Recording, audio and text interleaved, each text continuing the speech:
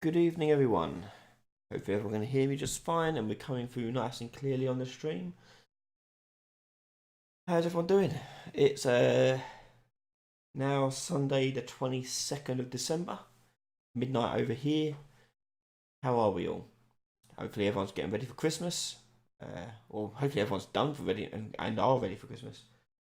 Tonight is question time, so bring your questions and we'll go through and try and answer as many as we can. If I do miss your question in chat, don't worry, just keep going and we'll eventually get to see your chat message, okay?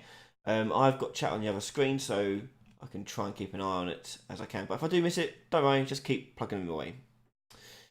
So, how is everyone? How are you doing, Abby Doody? Hello, ID Crafter. Hi, Kim North again. Alexi, Rodrigo, Tuxords, Floodwing, how are you? All, thank you for joining us tonight. I'm alright. I'm good. I'm very tired. Last night, my little girl didn't want to go to sleep till 6 a.m. She was screaming the whole night through. So I'm quite tired. So I think I've had like total 3 hours sleep. Yeah, it's not good. But nonetheless, we are here and we're raring to go. Um, but yeah, this is a fun little Christmas tree we made in one of my classes. We just set a challenge. I set a challenge for them to do like 1 hour, make a Christmas tree that is like a functioning Christmas tree. I made this basic Christmas tree here. It's got twinkling lights on it. It's a bit hard to see in the daylight, but you can probably make them out. But the tinsel is what I like the most. The tinsel is just a spline mesh, but it is if I ungroup it. Find the spline is so like you can reposition tinsel wherever you like and add more tinsel.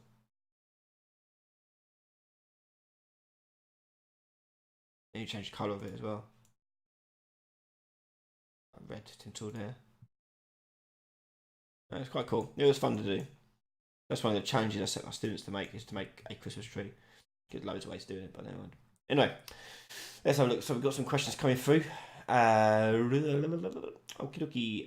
So Matthew Cornelius, can I explain casting in UE4? There's always casting things, but I've never fully understood exactly how it's all working. So Matthew, I do actually have a video all about casting, but nonetheless, I'll explain how it works. Let's just get a basic example here, my first person character blueprint. Okay, so let's think of a good example. Oh, here's one here. Okay. So here's a casting example. Okay, this is a good use of casting. So casting is the process of taking a generic return value and testing and trying to transform it into something that's more specific. So, for example, if we just use the get game mode, this return value here, if you can look, it says return value, game mode base object reference. Now, let's say, for example, you've put some code quite specifically onto the first person game mode, okay? A different actor that is a child of the game mode base, okay? It's a type of game mode base, but it is not the same as that. So what you do is you take this return value and cast it. And when you're casting it to, in this case, the first person game mode, it's attempting to transform it into its child, which is a first person game mode. If it is successful, it'll come off of this branch here. If it's not successful, it'll come off cast failed. And this as pin, basically, all it's doing is converting that into what that says there, a first person game mode object reference.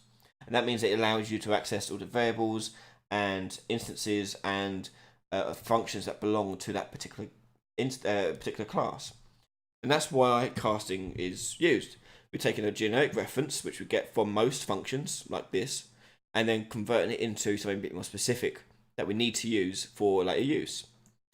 What I like to do, because casting can be quite expensive, if you're going to use it quite regularly, is that on a begin play, you get the one you want and store it as a reference.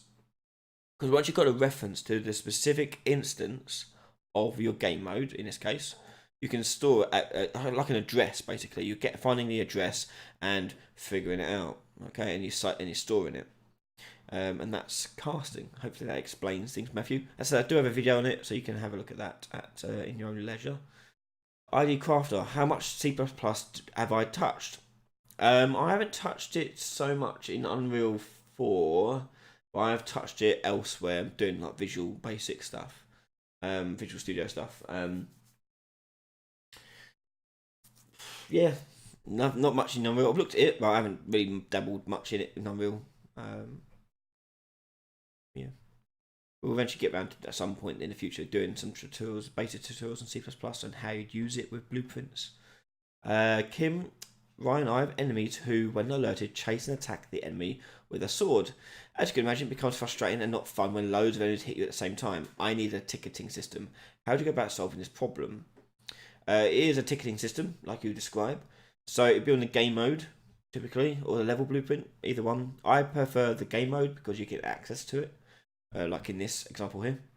But it would be a ticketing system. So in the combat, when you initiate combat, you get all the references to all the enemies that are inside that combat, and then you simply just award a virtual ticket to one of those enemies to tell them to go ahead and attack. And when their attack is finished, they give up their ticket, and it gets passed on to the next one, and so on and so forth. But you need to set up an array of the valid enemies, and then you simply just choose one at random, give it a ticket to attack, and away it goes. More on that in the new year. German Slice, on your storekeeper tutorial, Ryan, you might want to put in an option so certain items become available depending on the player level and stats. Allow store discounts on certain items also. I could do, but I feel like that if I try to avoid going too specific with solutions, because I would be there forever making a bazillion and one shopkeeper systems. But what my hope is that after watching it, someone could probably figure out how you do something like what you're saying is adding dependencies on player level and stats and discounts and things like that. But I mean, so if someone is able to evolve it from that and share their knowledge, they're more welcome to. But I do want to avoid going into too much specificity, because otherwise I would be there forever and ever and ever. Alexi, first question. How would you do a nice side-scroller 2.5D game with Unreal Engine? So Alexi, I would be using splines as a way to direct the movement of the character. So I actually have a series in mind coming up in the new year, hopefully. It has been voted on a few times, but there is a system I'm thinking of doing, which is using a spline to direct which way the player goes. When you push left or right, the player will move through the environment in a 2.5D sort of style. If you've got a specific game that you want me to have a look at and see how to copy it, more than welcome to post in chat and I'll take a look. Hi Jamie. Tuck Swords, how does clothing games work with having shirts, pants, and hats, etc.? It varies game to game, Tuck Swords. So, if you've got like something long and flowing, like a cape or a long jacket or something like that, you typically have it as clothing is typically a separate object that you have on top of your character, and not necessarily. I say it varies game to game, but it'd be part of the mesh, and you tell it to have physics on it, and the physics you have on it depends on what type of clothing it is. So, for example, like capes, long jackets that dangle, you make the dangly bit all cloth, and there's just physics all over the place. Whereas if it's on the chest, you only put a little bit of physics on it because you don't want it going like the chest disappearing. You want them to have something solid underneath them. So it may be just a rippling effect in the wind, but most of the time most of the time it does vary game to game. Some games do separate models for clothing on top of their characters, which is useful if your characters have to take their clothes off, because you don't have to do some weird animation tricks. You can just make them take the clothes off and it'll work just fine. My name is Frank. I would love a third-person combat tutorial similar to Infamous Second Son, range attacks and close combat. Me too. We will be doing a third-person combat, melee combat tutorial in the new year at some point. My patrons will be voting on the order of the new series as they come out in the due course over the next week or so. Ayota Vids. Hey Ryan, I followed your advice on how to get a secondary interaction in VR working, the gun slide. My question is, how do I attach the hand mesh to any grippable in a pose? Yeah? How do I attach the hand mesh to any grippable in a pose? Thank you for any help. Oh, I know what you mean. Most VR games I've seen, when they get inside a certain range of the grippable point, they snap the mesh to it. So you're looking at a controller and looking at the distance between the controller input to the location inside the world, and then if it's close enough, you move the mesh to it and snap it to it. I think that's what your question was asking about. I'm not too sure. If I got it wrong, by all means correct me. Abby Doodle, I am aware of that. I have fixed it and I'm uploading a new version tomorrow probably. We noticed it the other day while playing it with my students. But yes. Matthew Cornelius. Oh, yep, done. Cool, brilliant.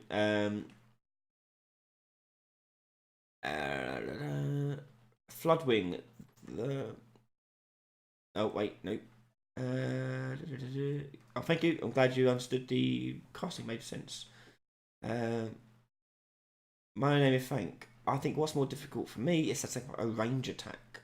Okay, not really a question there, Frank, but if you've got a way of turning it into a question, by all means. You may have done earlier, later on. I'm scrolling down from the top.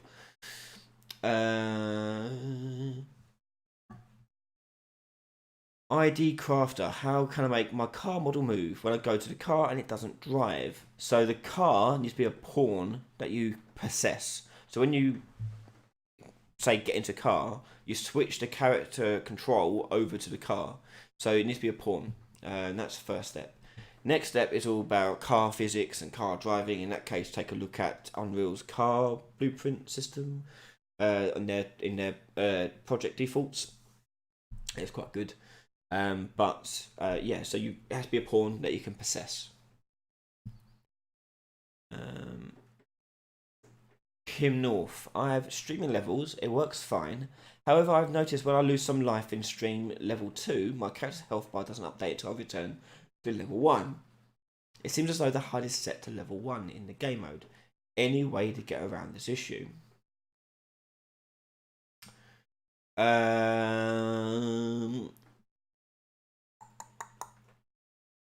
Don't know. I have to play about with that, Kim.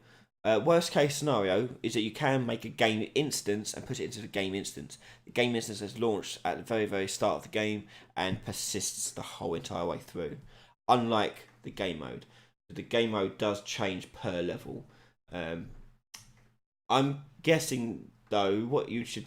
actually, the real solution to that probably would be that you set the HUD on the game mode in the persistent level, not level 1.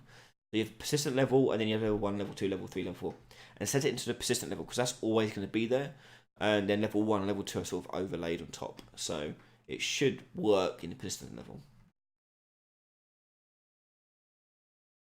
All in all games, how would you do grapple attacks? I can't find any information on this. So a grapple attack, do you mean like a ranged grapple attack? I assume that's what you mean. Like you're throwing out a chain, grabbing someone, pulling them in. So you cast to you cast to the target, and then you play an animation. Then you'll make a spline mesh, which connects one point to the other point with a repeating mesh. All of which I've got a video on. But then to grapple, if you're pulling them to you, you can apply physics to it, or you can use timeline, or you can just tick event things, I guess. You've got quite a few options, I guess. I would probably do, it depends on the game you're making, but if you're doing grapple, I'd suggest physics, because that's kind of fun. Yeah. I'll do physics and make it go flying towards you. When you are doing physics, I think I've got an example down here. So when you do a trace, you have the normal here, and you want that value. I think you have to multiply it by -1 first. It multiplies out hit normal by -1, and your thing will come towards you, or wherever you hit it. It might be impact normal, so impact normal. What you want.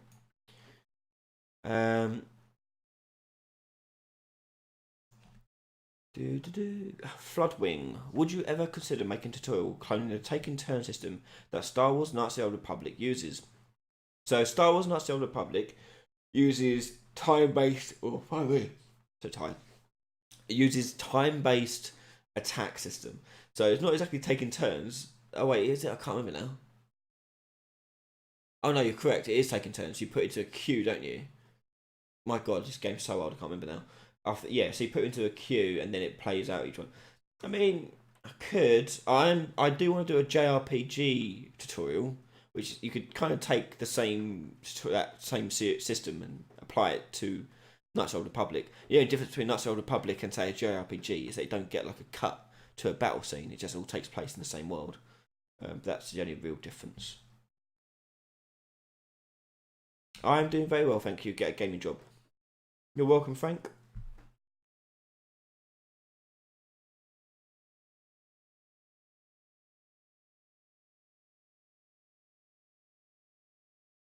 I see what you mean, Iota. Okay. Okay, so you need to get your hand model into your modeling software, be it Blender, Maya, whatever you do, and get into the right pose. Once you got into the right pose with its bones, you want to save it out as a 1-frame animation. So simple 1-frame aim animation. And then you tell it to basically play that animation. It just locks it into that pose. That's how you do that. But you'd have to model it. You have to animate it in some software like Maya or Blender.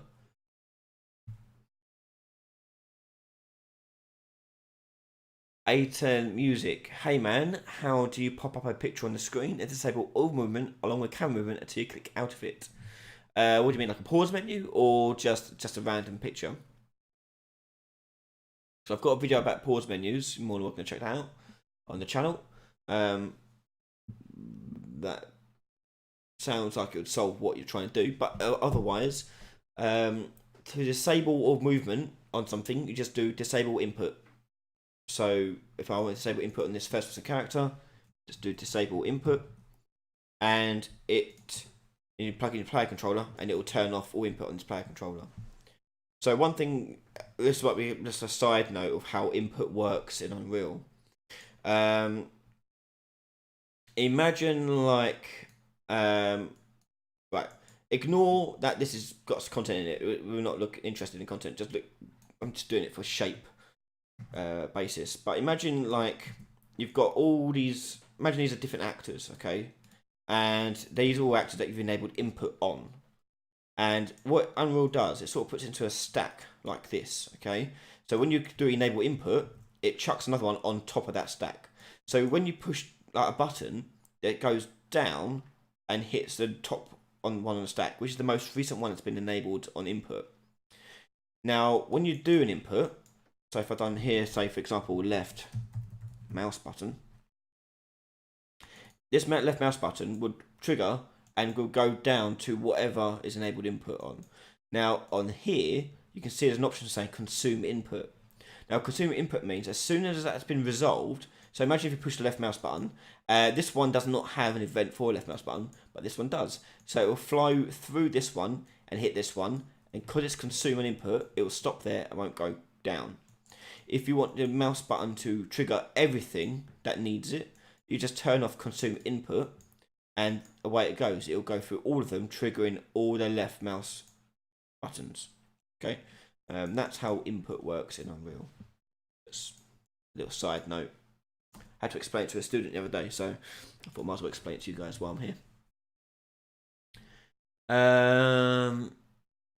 Paul M. I am playing around with level streaming landscapes for an open world game. I find the levels loading cause a shudder or the game to freeze for a second.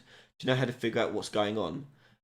Make sure, Paul, I don't know if you've done this already, but make sure that your level streaming volumes overlap. Because then when you go into the next one, you're still in another one, and it's loading up the next one whilst you're walking through it. So make sure they overlap on their borders. That's my tip. If you haven't done that, check that out.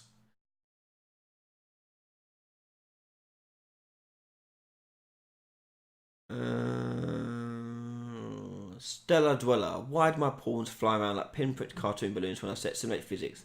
They're extremely light, even though I've set their mass to 250 kilograms. I would have to take a look at exactly what these objects are and evidence of the video. But do they happen straight away? If they're happening straight away, check that your model actually isn't in the ground. If it's in the ground like that, like for example, if I drag one out here in front of the camera, put it into the ground like so, it'll pop it like a cork. Okay. And this one you can see here, it's only got a mass in kilograms of 442. This number here, by the way, is auto generated by its scale. So like if I increase the scale of this, it makes it heavier. So check that out. Make sure that's correct. Also, want to make sure your gravity in your level is not crazy. I assume it hasn't changed, so I guess it's normal. Yeah, it's hard to know Stellar without actually taking a look at it in person. Kim North. I have noticed in an old video you used a cinematic instead of a timeline. When would it be best to use cinematics instead of timelines? Timelines are for when you want a certain variable to change over time.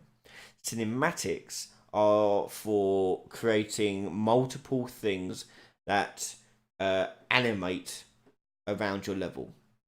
So timelines expose variables or values that you can use in code in runtime. Cinematics are best used for what they're intended for, like cinematics and animations. Paul M, how would you approach making a typical credit screen? I actually do this in my Saving Christmas series right at the end, last episode. So it's just a widget. Let's create a widget. Oh, there's one here. So I've had some text to this widget here. Blah, blah, blah. Here's some text. Yeah, so on and so forth. And what you do is you make it really long, put all your text in it, and you make an animation. And in your animation timeline, you add the track of the text. And in the text here, we go into the transform, and now you can animate its points. So, for example, in translation here, in the Y, got a point at the start, but then if I move it over here and increase the Y, or decrease the Y in this case, so up here, it will now animate. So all your text is in there, and you just make it just animate up. And then on the graph, you just tell the animation to play. So there's my animation there. On construct, you tell it just to play animation. That's how you do a basic credit sequence.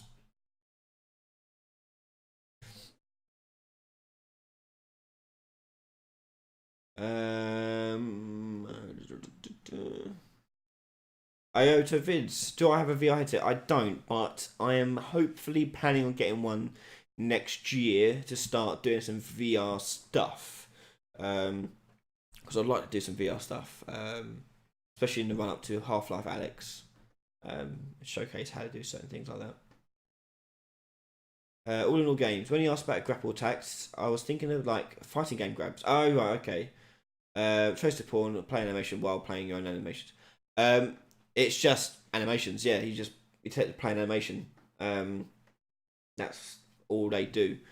It's as simple as that, really. It's just an animation. You just swap out the mesh because all the meshes use the same skeleton, typically, and you just swap out the mesh on the skeleton, so they should all be able to access that animation. and play that animation out. Pretty sure that's how you do that. Yeah, you just play animation.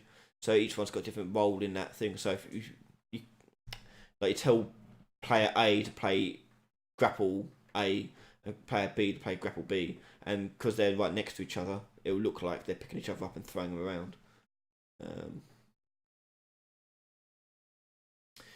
Abdoody65. Could I explain timelines? I don't quite understand what they could be used for. I'm trying to think if I've got an example in here. I don't think I do. So a timeline, as I mentioned earlier, when you add a timeline in, what a timeline does is when you double click on it, you can add tracks to this, and it basically says over a certain amount of time, this value is going to change.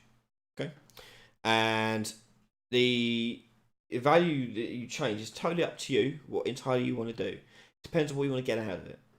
So a timeline could have various numbers and values coming out of it. So you could do a float, for example, and a float just you can put in whatever key you like here. So shift and left click to add points. And you can add a graph and so forth. Do whatever you like, basically. So over here, this value is going to change, going up, then down, then back up again in this certain case. I'm not going to go into all the details of all these various buttons, but you can add floats, you can add vectors, you can add events, and you can also add color tracks too. I've never used a color track, but whatever. But I have used an event track. Now, when you've done that, you'll notice that your new variable appears on the output here. So on this update, basically all the time that this timeline is being called and is running, it is getting this value and looking at what the value is over time. So on the timeline here, at 0.5 seconds, so half a second into it, this value will be, in this case, 0.3, essentially. Okay, and I can use that to do all sorts of things. So I've used it in the past to do things like doors opening, picking up certain items, basic animation stuff works really well in this. Sometimes movement. It's anything. Usually, if you want something to animate smoothly or over a set time, that works best. Okay, and obviously you've got various controls on it. You've got play from start, stop, reverse from end, start, and set new time. But there's other ones as well. Once you've made this, you can get hold of, in my components, you can get hold of that timeline reference, and that timeline reference has loads of stuff in it too. So if I do timeline, oh hello. So you can get like time remaining and there you go. Here's the timeline. So get all this stuff to control it even further if you wanted to. So anything to do with time or timings, usually if you want a value to change over time. I mostly use it for animation sensors. Legacy Reactor X. Can someone ask Ryan how he learned to code in UE4? You just did. So I learned to code in UE4 just by doing it. I've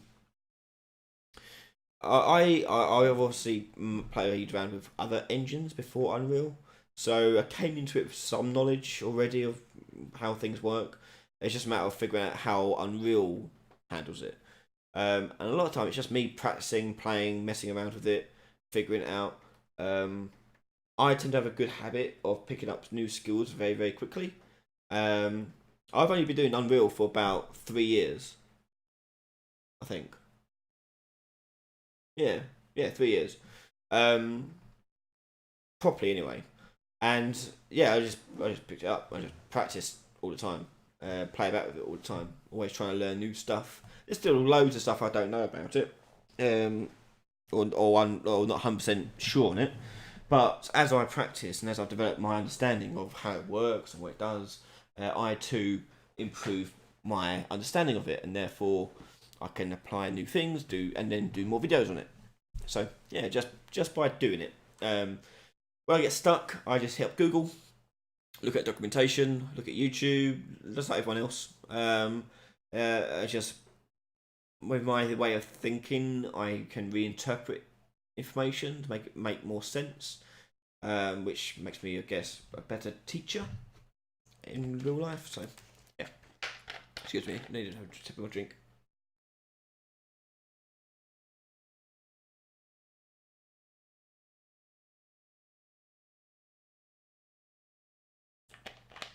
Oh dear.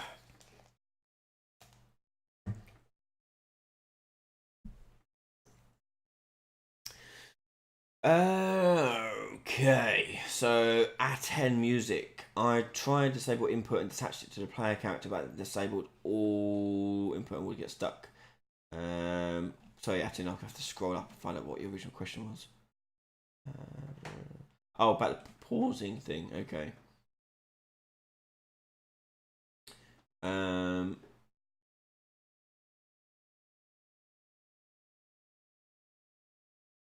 You have to not just attach the player controller to it, but also enable input onto it. Unless it's already been possessed. If it's possessed by it. If I'm understanding what you're trying to do. I'm not entirely sure what you're trying to do, Aten. If you could explain to me what you're attempting to do, I could probably explain it. Floodwing. He actually studies video game developing Thark campus. Oh, right, okay, so one of my old students. Hiya, how you doing? I'm right. I'm no longer at that campus anymore. I'm at a different college entirely. Yeah, still doing the same stuff. So, how you doing? Hopefully you're alright. Kim North, Ryan, do you still offer reviewing people's work? From a gameplay perspective, mine admittedly subpar right now. After a month or two, it would be nice to get some feedback, what to improve. I do, Kim. Yep, it is the one down from the top tier, I think, in the Patreon, Platinum, I think it is. And yeah, so I do that. I'm happy to give feedback on people's games and what they're making and how to improve it, what kind of things to tweak, change, mess around with. Yeah. Thank you so much, Stella. I'm glad that worked out for you. Obviously, that's a very basic one. You could do all sorts of crazy stuff with it, but essentially what it is. Oh, cheers, Iota. ID Crafter. How do I make a video as loading and menu screen? So, the video is bad to do as a loading screen, because you always get a little hitch on it as it loads it into the next level, which you'll notice in actual games. When you notice that if you've got a little spinning wheel in a corner or animated GIF or something like that, you'll see it hitch, and that's when it's loaded up the next level successfully. So you'll notice that little hitch. So the video, you just import it in. When you import video in, you get a media player and you turn it to a texture and put that onto a material and apply that material to whatever the hell you like, and you'll have video inside your thing.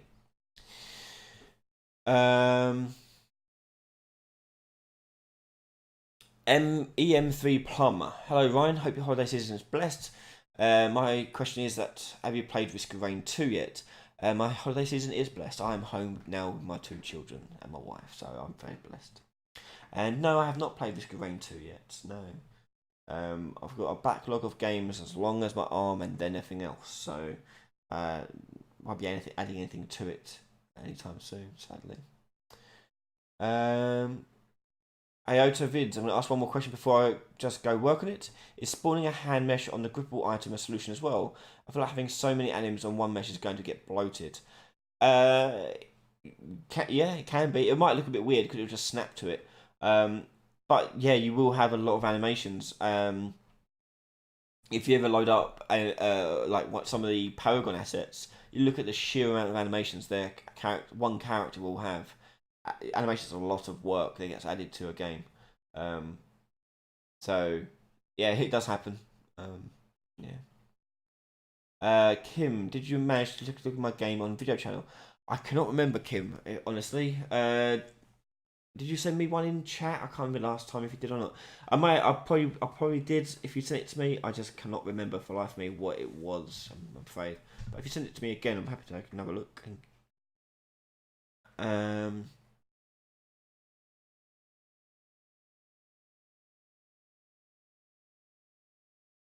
Floodwing. I'm doing great. Keeping an eye on Blob game every once in a while, but I've been seeing more of your live stream. So since I have time, I've been popping in. Any possibility of Blob on Android? Blob is. It's one of those things. I keep saying I will finish it. I've got very little of it to actually finish.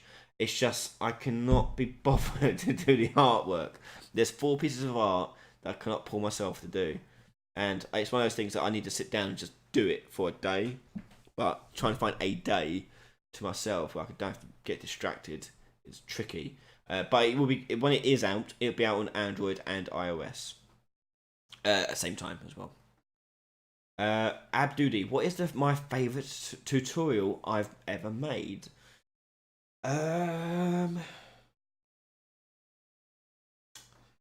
Ooh, tough one. I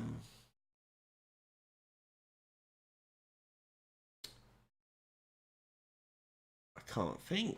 What would be my favourite one I ever made? Probably there's one my patrons have at the moment that is in development, and that is gamepad controller support for widgets and how to make a widget UI work with gamepad as well as keyboard. I've enjoyed doing that one because I didn't know the answer to that problem when I sat down to do it. I knew roughly what to do, but I knew that Unreal was funny with it, so I had to think of solutions of how to solve those problems.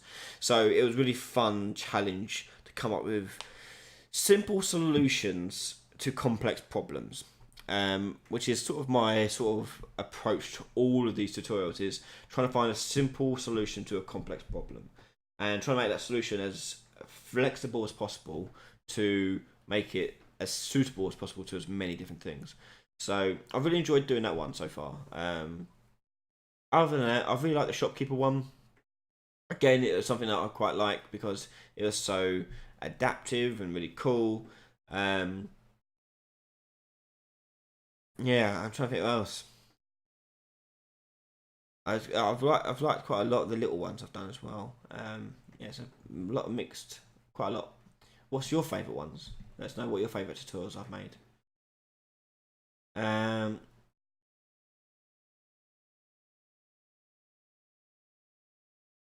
Right, Aten. So your problem with the paper and reading information on the paper. Right, have you disabled input on your character? Is the character the thing that's controlling the camera? Whatever's controlling the camera, you need to disable input on it when that thing comes up. And then on the widget, you tell it to get player character and then enable input on the player character again when you close the widget down. Yeah.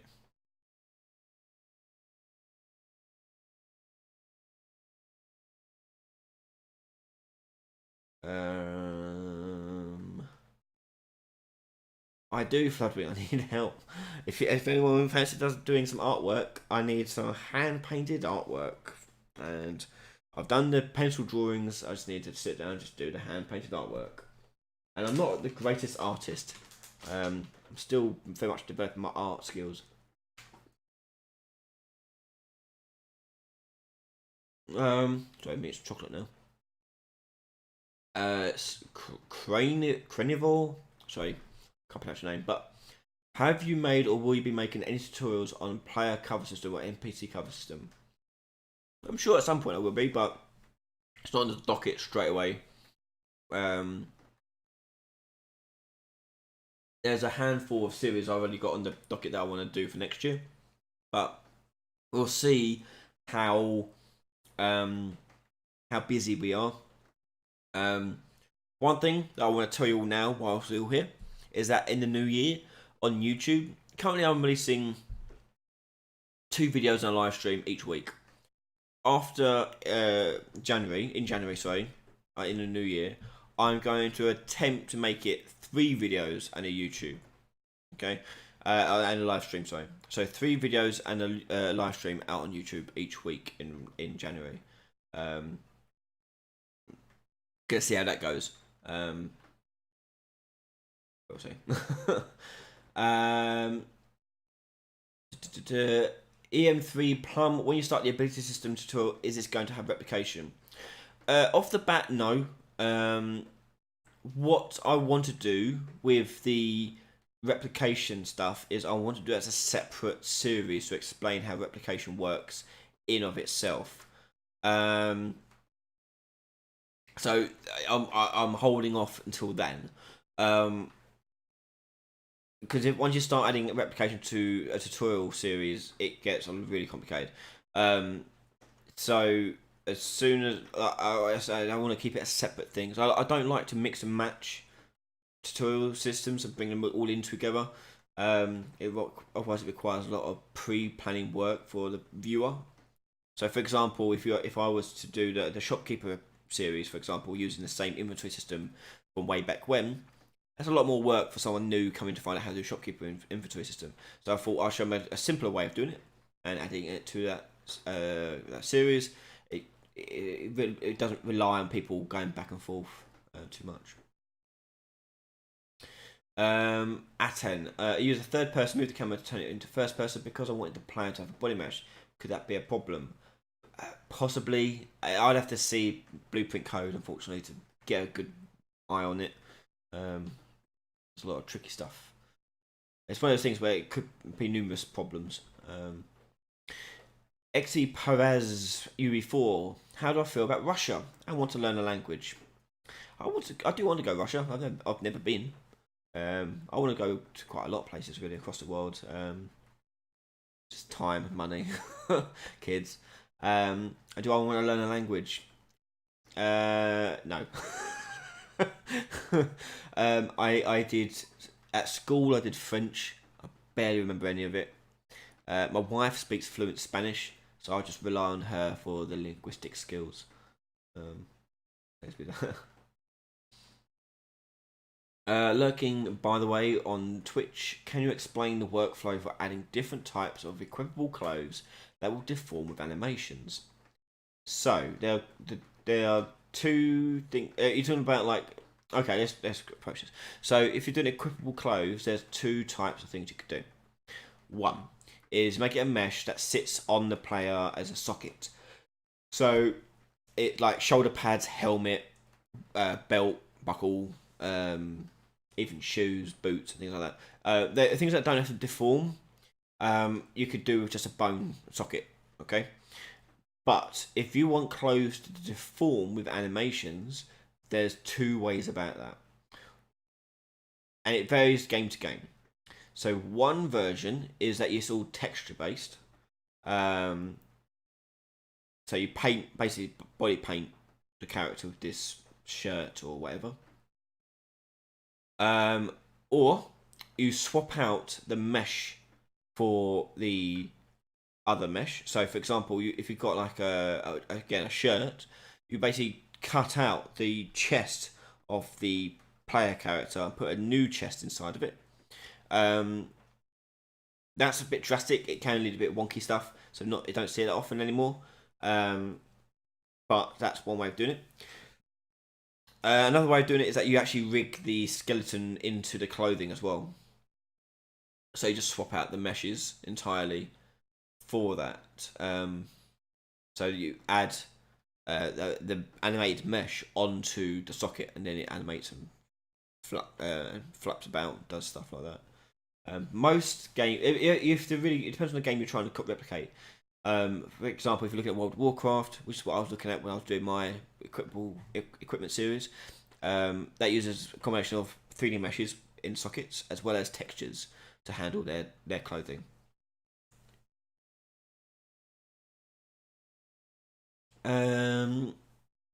James Hughes, would it be possible to create a tutorial on an air geyser, like shooting the player into the air? Yeah, it's not too hard. We can do it right now, actually. So you just make an actor launcher, and in here we're going to add static mesh. Let's do a pillar. No, not pillar. What cylinder? Cylinder. And make it really flat. So, and add a sphere collision. Okay, so my sphere collision there, we'll make it big enough to go like that. Cool. And with it selected, with it selected, you go in here and go begin play. No, not begin play, begin overlap. And we'll add a component begin overlap. And that give you other actor. And that other actor is a thing that's entered that sphere. So you check if that is the player character. Get player character. And if that is true, then go into branch. If it's true, player character, tell it to launch. Oh, character. And you launch the character however high you want. So Z will go, I don't know, 1,500. And you tick Z override. Basically, that will cancel out any physics that are currently going on in the Z axis. I'll actually put it in the world. Hang on. Put that in the world there. I'll walk over it. And it launches me in the air. That's basically what you're asking for, I think. If you want to stop the player from moving forwards whilst they hit it, you can tick XY override as well. And because X and Y are 0, 0, that means that when I walk forward and hit it, I will actually stop moving forwards and literally straight up in the air. And go bouncing back on it. And I've got a trampoline. Is that what you mean?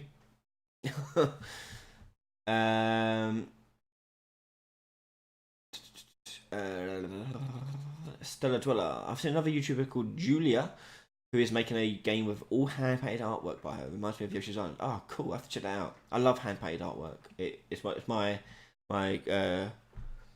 weak spot for games. I always tell my students, if you make artwork with hand-painted work, chances are you can get higher grades for me because I love it so much.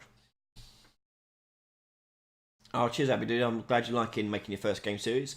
Nice and simple. If you like that, next year you'll be happy to hear about the making your second game series that's coming out next year. And so look out for that one. It'll probably be summerish time, probably, hopefully. We'll see. I've started making assets for it now. It's got a few more artwork pieces to it, so but making your second game will be coming out next year.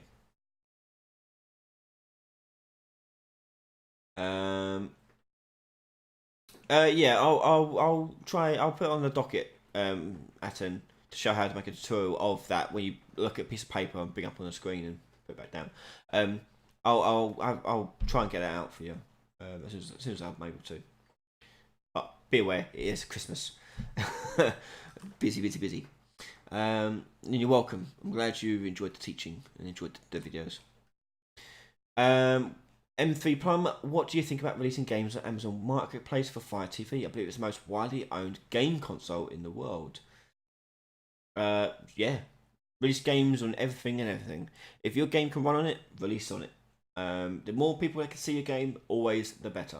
So don't be one of these people who gets artsy about like, oh, I'm not going to release my game on mobile. Oh no, that's the layman's play console choice. Bullshit. You release it wherever you want. In the end, it is a business. You want to be able to do this all the time because you enjoy it, hopefully, and that's why you want to keep making games. So release it on everything and anything. Maximize your income, maximize your exposure, and you'll really improve your chances of success. So yeah, believe it on everything. You're welcome, Lurking. You're welcome, James. I'm glad that worked out for you. Doom Lead. Everyone, please don't forget to smash the subscribe button. Yes, and don't forget to subscribe too. My question is, how do you learn from Action RPG System? I can't make heads and tails from a project. I actually haven't looked at it yet. I'll take a look at it at some point. I won't do it right now, but I'll take a look at it. I'll do a breakdown of how it works if you want at some point. But no, I haven't looked at it yet. No. Kim North, how big a task is it to get your Unreal game to run on Nintendo Switch? So to get your game running on any of the 3 consoles, Switch, PS4, or Xbox One, or any of their next-gen counterparts, you need to first be a registered developer for those platform holders. When you register as a developer, you'll get a special license key, which allows you to download all the APIs and the tools you need to release on a system. Now, releasing on Switch and releasing on Xbox and PS4 do have certain requirements, but from what I've heard, is Nintendo Switch is very, very nice to get games running on. It's surprisingly powerful, apparently. And it just works out the box most of the time. You just need to do the various things to get it working to their standards, change out certain graphics, change certain text, so on and so forth, and away you go. I've heard it's quite nice to work on. I haven't done it myself, because I'm not a registered developer with them, but that's what I've heard from friends of mine.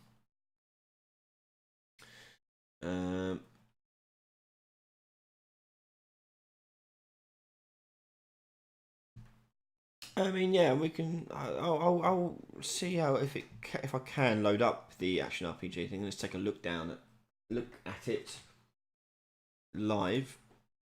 As questions have quieted down a little bit. Let's have a look.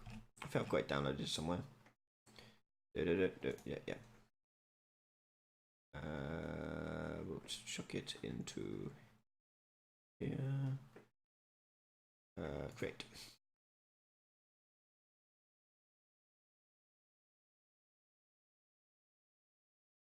Eat some more chocolate.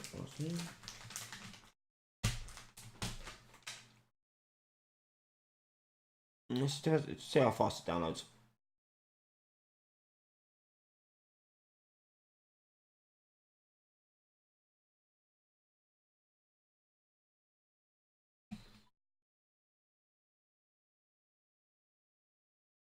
Let's close this thing.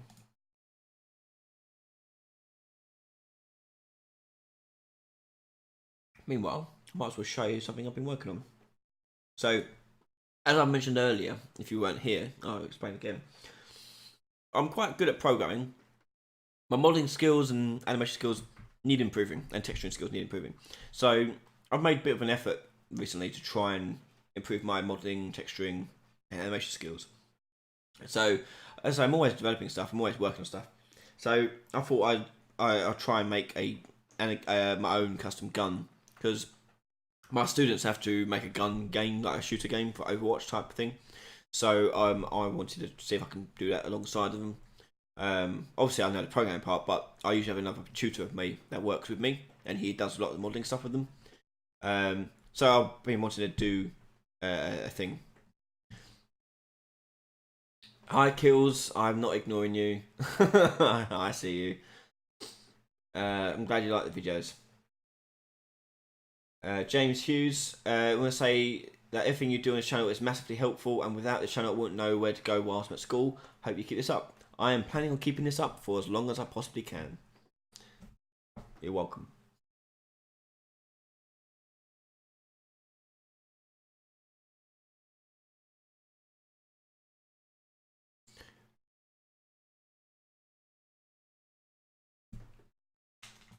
So, Kills, you've got a project you need to work on?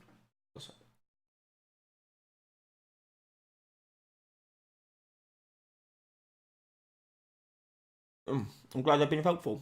I'm glad you've enjoyed.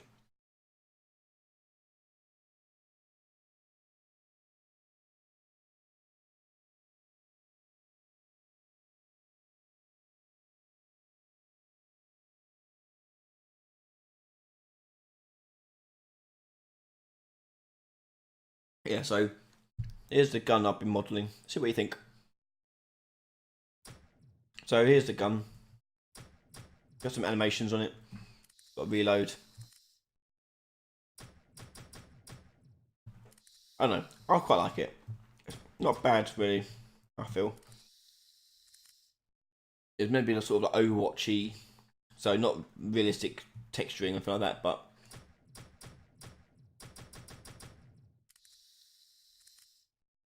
that's the reload. Yeah.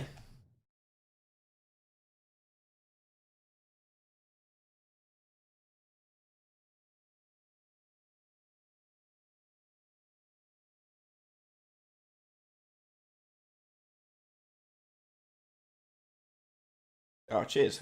I'm glad you like the reload animation. I quite like it. It slaps it back in, yeah.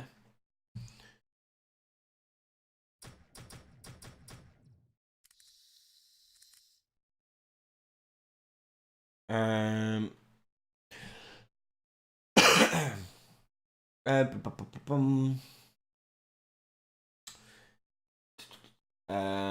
sorry, load of chat messages come up at once. Hang on. Do I ever watch content from other UE4 providers? I did more so at the start, mostly to see what people were doing for like, how they were filming their things and so forth. But not so much really anymore. The whole reason I got into this is because I weren't too pleased with what was currently out there. Because I saw all of my students were copying from these tutorials and weren't really learning anything. They didn't actually understand anything they just did. They just copied the code because the guy on the video was like going, do this, then do that, then do this, then do that, and you're done. So that's why I started the channel, try and teach something to them rather than just copy. But there are some I prefer more than others. I like Matthew Wadstein's approach to like his WTF series. That's pretty good. I like his stuff probably the most out of everyone's. But yeah. Am I going to continue creating the Zombies Ate My Neighbours project? I fell in love with that. The gun is awesome too. Yes, it's actually back on next week. So next Saturday, it'll be back on. It's every 4 weeks, so it'll be back on next week. Glad you like the gun. Thanks, Stella.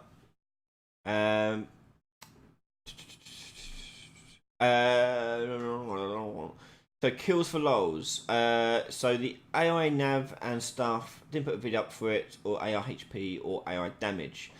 So, the reason what I did were I didn't want to spend. You can go on for days with AI stuff, like forever and ever. So I tried breaking it out a bit. So we did AI, the basic generic stuff of AI, like behavior tree and how that works, and then I broke it off into the AI's EQS system. Then I broke it off into the AI's first person shooter AI system. So when they look for cover and navigate around you and stuff like that. With AI HP and damage, health and damage is. I've got videos on how to deal damage, and now dealing damage is exactly the same as it is with any AI. If you want them to damage you, I've done that with the ranged combat. In the new year, you'll see the melee combat come out. One thing I haven't done that I said I would is show how to do the navlink stuff. Then a basic one showing how to jump down off ledges, but I need to show you how they also climb up stuff, and also how to go through doors and tell them to open doors and open switches and things like that. That stuff will be coming in next year. As I said, I wanted to break out the AI series so they weren't just one long massive series. Because if you wanted to find something particular, like for example, if you just wanted to find out how AI to open doors in AI, I didn't want you to search through 100+ videos to find the one you wanted. So they'll be broken out into separate entities with the understanding that you may have got the basic knowledge and understanding from the first series. So the first thing we did was we worked on the shooter AI stuff, which we did for quite a while. Then we paused that whilst I did other series, and now we're going back into AI.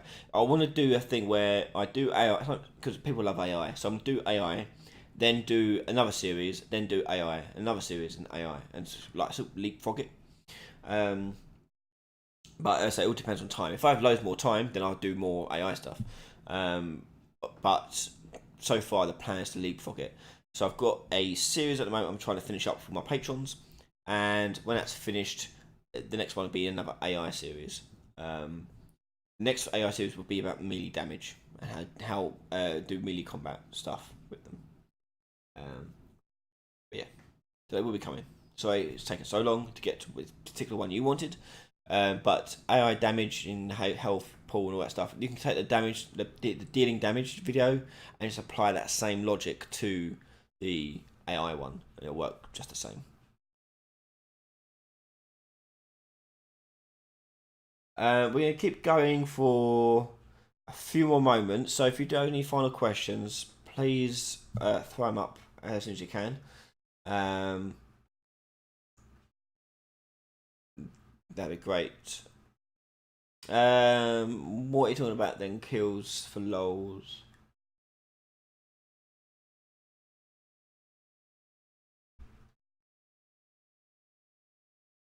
give us a bit more detail and I can explain, I think.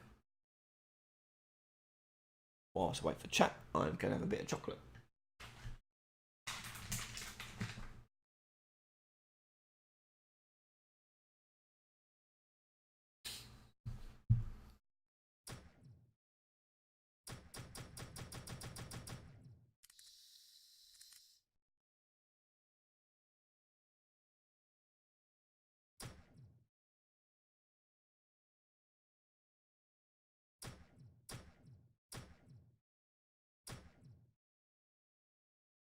I do kills, yep.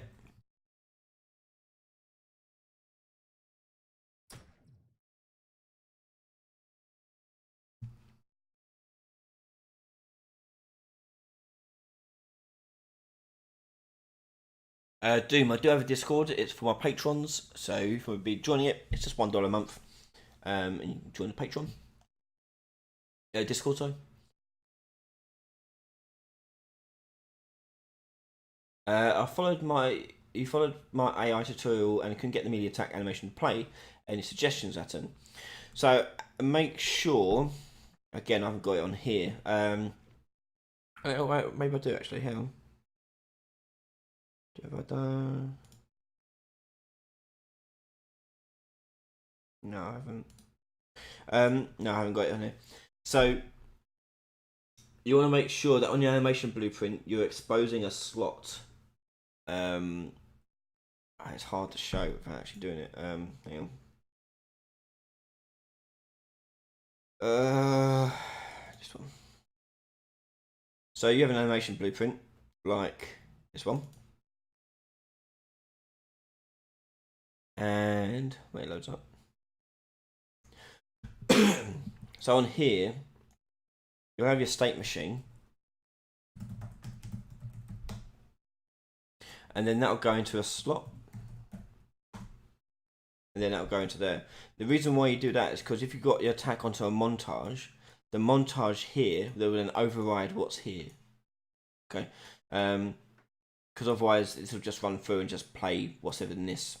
This is like your idle, your walk, jump, whatever it may be. But then you have to connect to a slot, and when you play a montage, it basically plays it through this.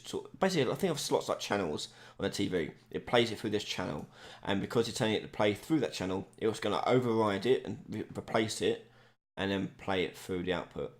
So make sure you got that bit in, otherwise the animation won't play at all. Tomaza Ray, I followed your weapon switching tutorial earlier, but is there a way to change between more than just main weapon and side weapon? Or use number keys 1 to 9 to swap between weapons? So the hang on. It's actually what you need to do is you'll need to store all that data in probably a structure, that weapon structure for each slot. So it stores how much ammo is in each one and so forth. And then you have data you want to store about each weapon. And then you store that in maybe an array or a list maybe. Probably like a map. So when you make a map,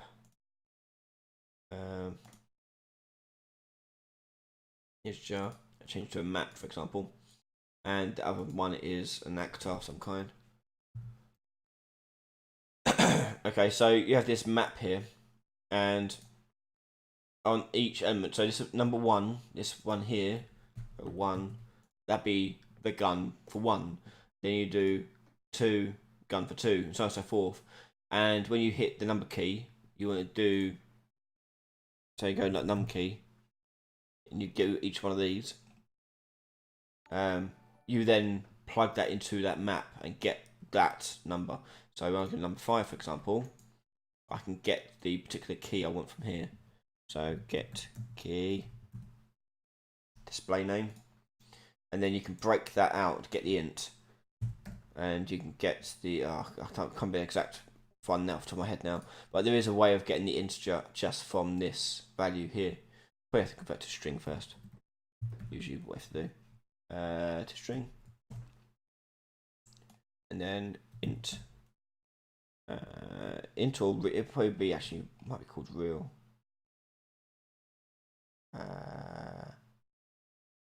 might be this one, string to int, and that'll take the int value out of it. So give it the letters and just keep the number, and that'll get you that. Doesn't make any sense. I'm rushing it because I realise how much time we've got left. So sorry.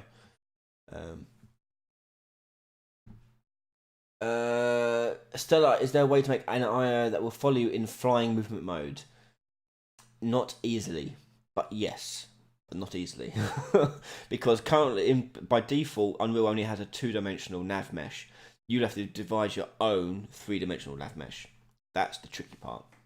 Again, it's on my to-do list to hopefully show how to do flying AI next year. So kills.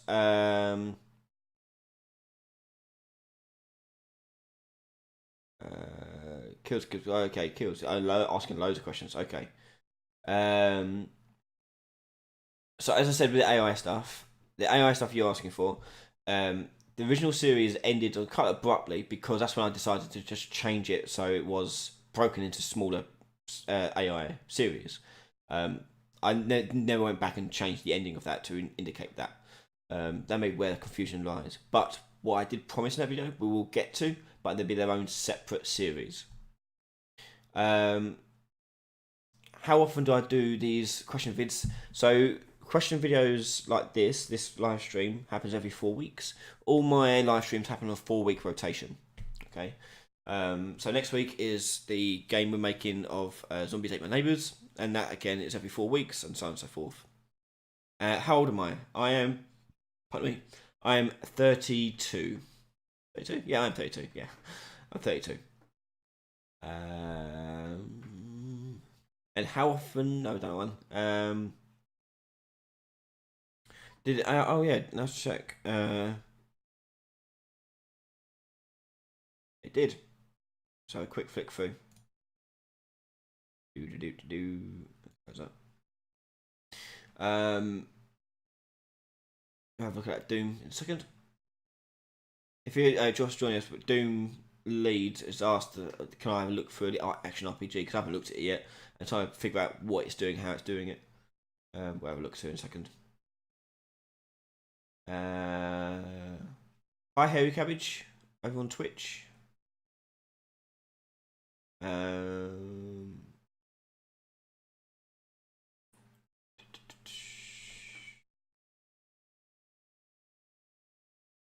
If you've got a plugin, Stella, and you want to sell the game, if you bought the plugin or if it's free, you can still sell the game. You don't need to have made everything yourself. Oh, cheers, Kills. 32, yeah. I feel maybe a bit older, but yeah, 32. Well, thank you for your kind words.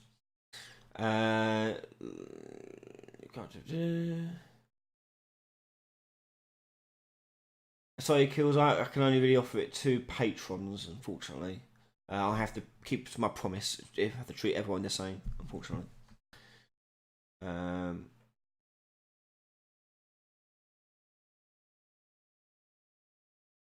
Nathan Smith, on my Christmas game, we can't seem to get Santa to import with the materials intact. Any suggestions? I'm tapped. Weird. He should just come in with the materials. If not, he can import them in separately and just apply them. He is already unwrapped and UV mapped, so you can just drag the material onto him and it will work. So you can just make the material yourself quite easily. It's just a texture. That's all it is. It's just a texture made into a material. Nothing special. Okay, so here's the action RPG. Let's give it a play. Yeah. I've seen this thing being played, but I've never actually played it.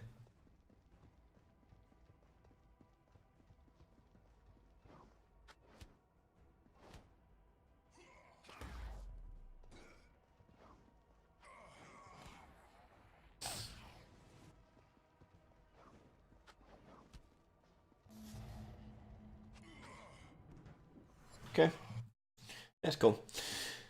Okay, so what kind of anything particular deadly that you'd like to see me look at in particular?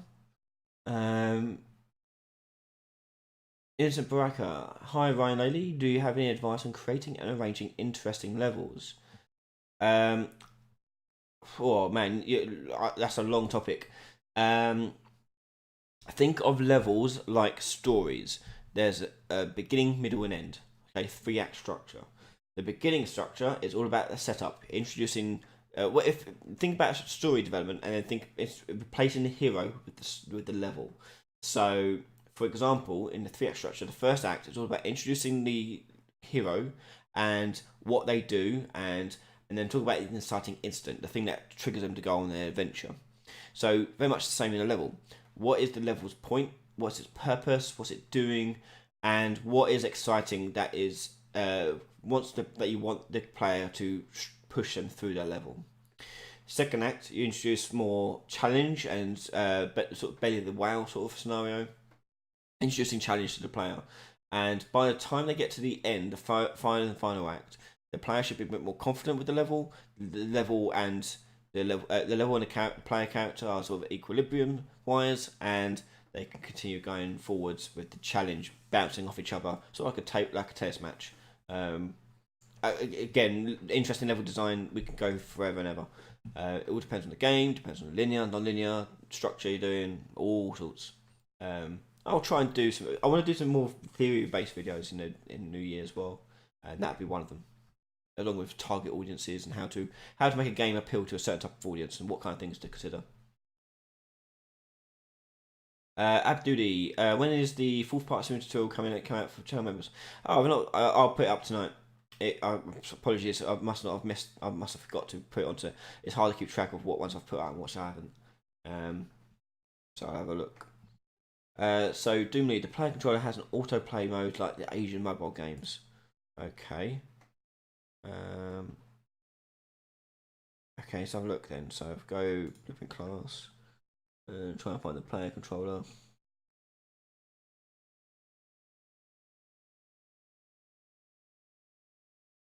Forgot what the icon looks like for player controller. The controller icon.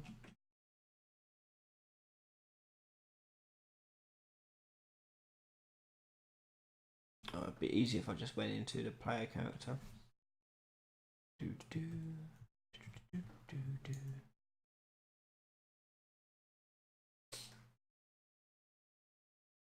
Well settings. Player controller. There we go. That's that one. That's it. So, input sequence, initialize, basic attack, character movement, hero rotation, show highs, update.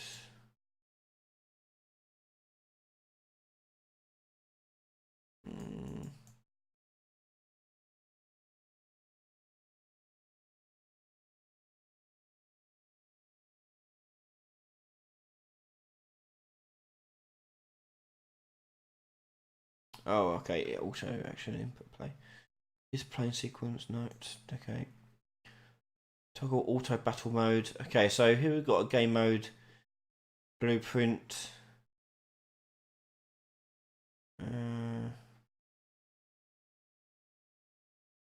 Going to here.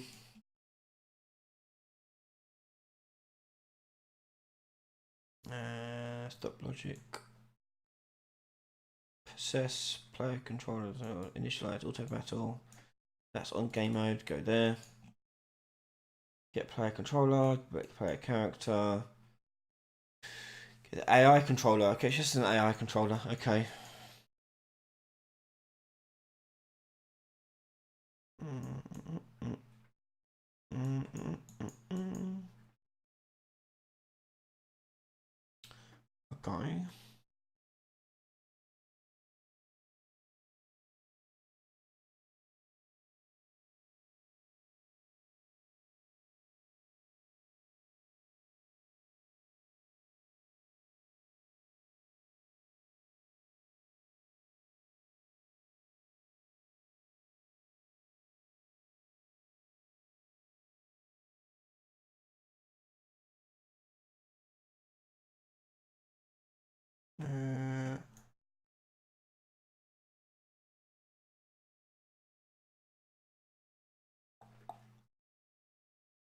Okay. Sorry, it's just a blackboard then for. Okay, I get you. So the autoplay stuff just switches the player controller off the actor and replaces it with the AI controller. And the AI controller has a behavior tree, and it just does an AI behavior tree. Yeah, look, go around the place, find a safe place, cover some health, wait, shows you have a target. So yeah, it's just a behavior tree. So what happens when you push the autoplay, for example, it'll turn the controller off of it, replace it with the AI controller instead, and then the the behavior tree will play because the AI controller here on begin play runs a behavior tree. So when it does that, it will do this and off it goes. It just does this over and over again. It's pretty standard, basic behavior tree by the looks of it. It looks for if I'm surrounded or not, and that's its own task here.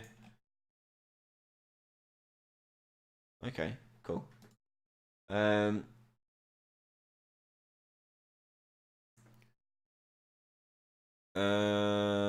Stella, does it rely on EQS? Isn't that still experimental and not recommended for final builds?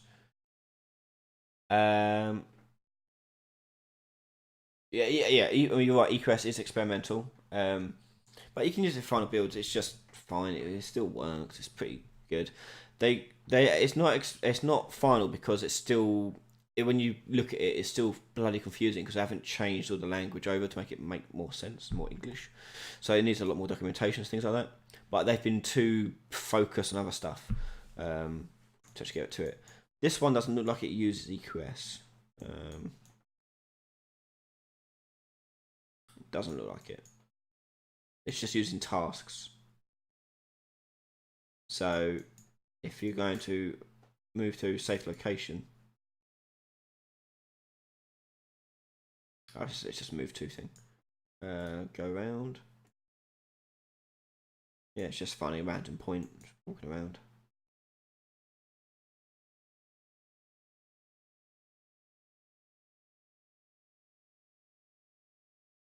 Rotate. Yeah, it's just basic tasks. Using EQS in this. A10 music. Don't want to take too much of your time, but is it possible to create an idle tycoon on Unreal? Yep. You can make any game in Unreal. An idle tycoon, an idle game is pretty simple to do. All you have to do is save the time of the platform, the operating system, or the project, whatever it may be. The clock on it, you're storing that as a value. So when you load it up, you look at how much time has passed and change something based on the time, be it the number of cookies you've made or whatever you're doing.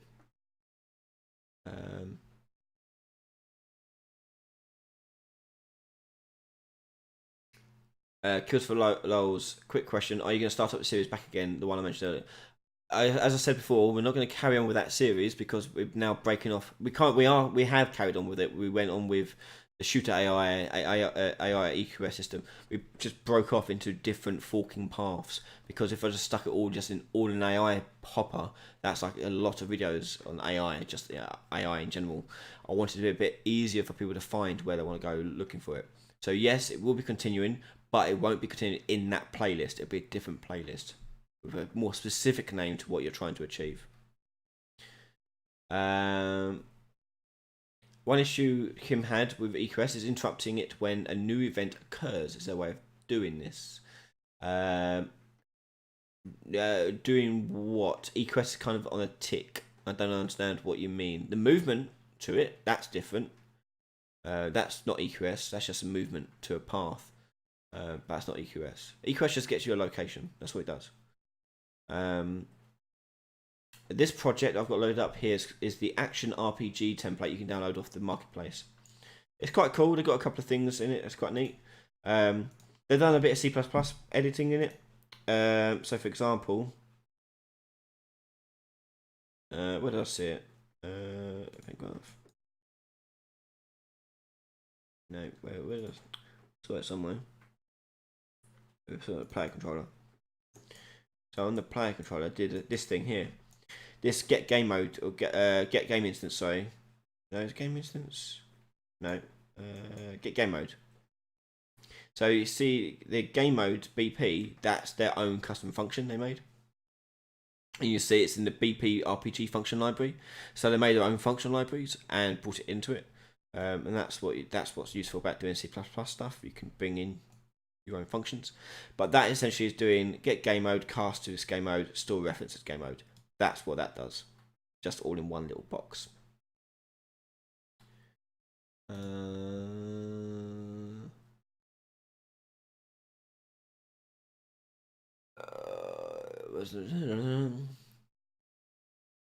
Doom Lead, how much would it cost to hire me for consulting?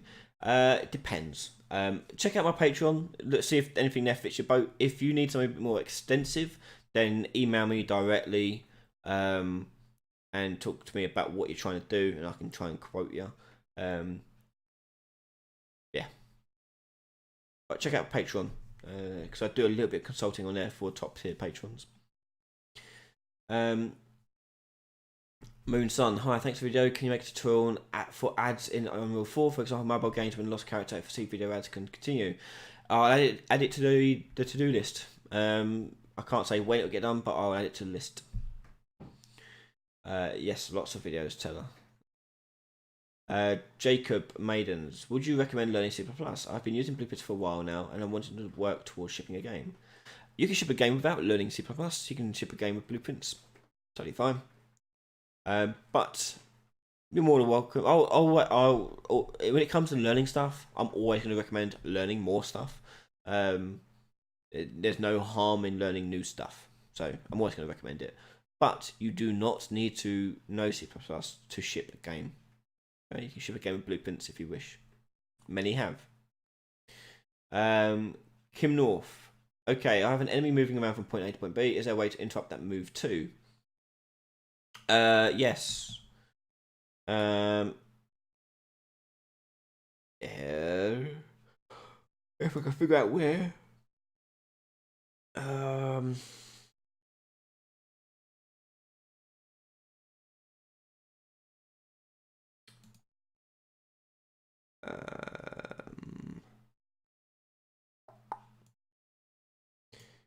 So if you go into here,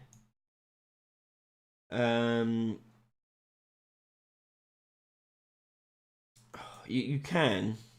I can't remember what it is though.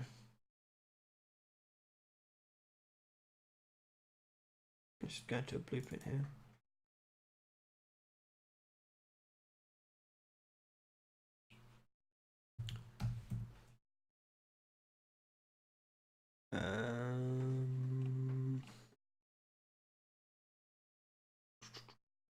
So you got this.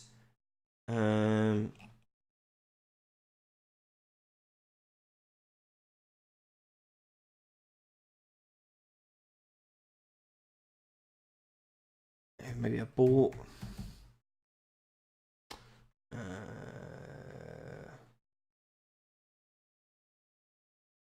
So you can call this thing on a particular BT task. So if you're calling a task, you want to put in here. So with the move to task, whatever one it is, you can tell finish abort and it'll abort it. That's one way. Another way, you can set the location that you're moving to toward actually the player's location. Therefore, it'll naturally cancel it anyway. Yeah.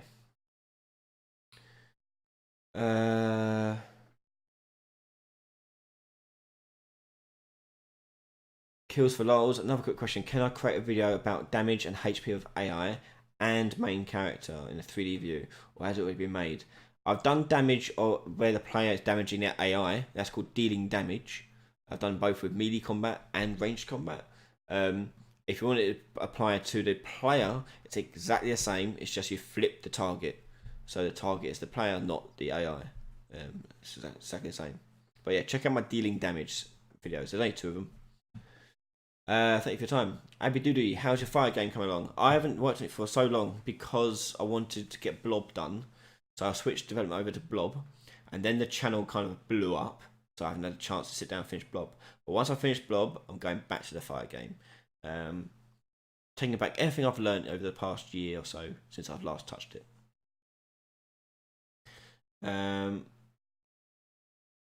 Have I ever tried using Infinity Blade Firelands on third person UE4 because I can't move in it? Don't know. I haven't tried it myself. But if you can't move, chances are it's not being possessed. If you add a character to a world, so for example, if I drag this character out here, you want to make sure in the details panel you set possess here, auto possess, to player 0. And that means the player then possesses it and you can move around with that player character. Make sure you got that in there if that's the reason why you can't move.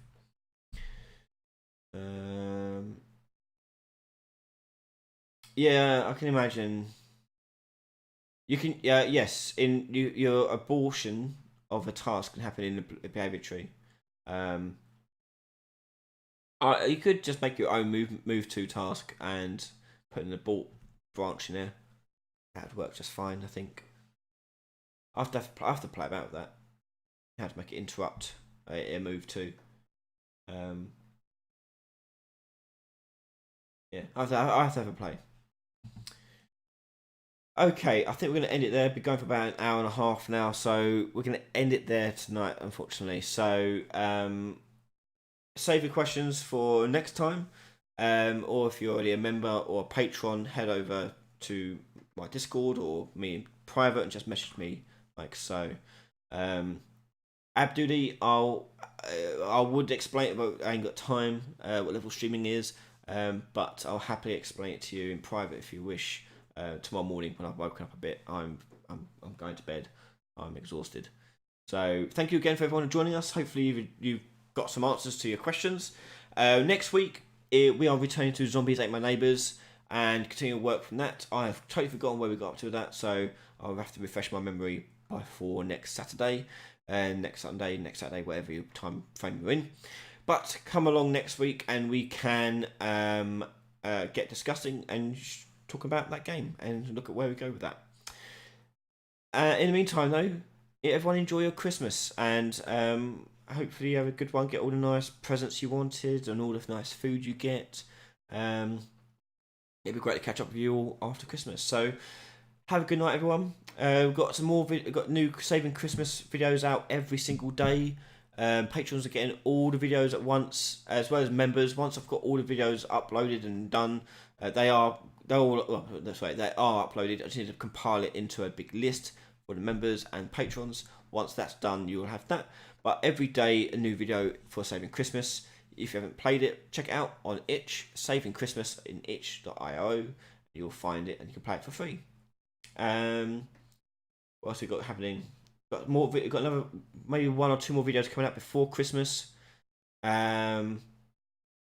Have a good one. I'm off to sleep. Good night, everyone. Bye bye.